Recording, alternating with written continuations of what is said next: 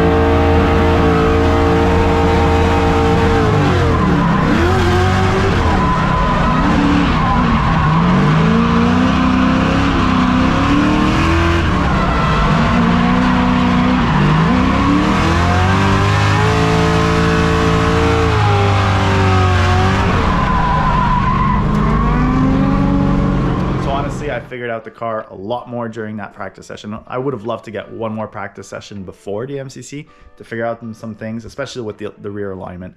I added a bit of toe in, and it gave the car a lot more grip. I knew right away because the tires were lasting way less long. At DMCC, I went through like 4 tires. It's not asphalt, it's concrete because it's an old runway. So obviously right there's less grip, but by just making some alignment changes, even though I'm still having that camber issue, just adding a bit of toe in, the tires were wearing out within like 3 laps. So right there, I knew I added a lot of grip, which I needed. So, but the whole day went with no issues, except for bending my steering rack. So I had a lot of fun. Honestly, I really wish I had had one more practice before DMCC because, I understood the car a lot more throttle input, like I was saying earlier. And, just playing with the alignment gave me a lot more grip. So it was a lot of fun. After coming back from California, I'm going back and forth, sorry. I was reviewing those videos that you just watched, and something caught my eye. I'm gonna show it to you. Let's see what you guys think.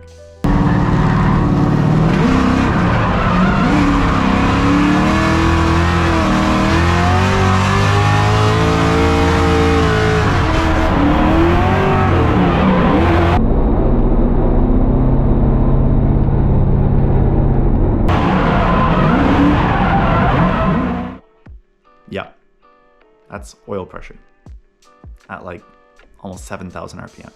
That should be at like 80 PSI, not 40 PSI. So I freaked out when I saw that, ran into the garage, cut open my oil filter, and of course, there was bearing residue, just a little bit of bearing residue in the filter. Dropped the oil. Luckily, there was no bearing, well, luckily, it wouldn't have changed anything, but there was no bearing residue in the oil. So here we are, fast forward to end of January. The motor is out because we have to try and figure out what caused that. Why did I eat through the bearings? So I'm about to tear through the motor. That'll be in the next video. So thank you for watching. Please like, comment, subscribe, and we'll see you next time.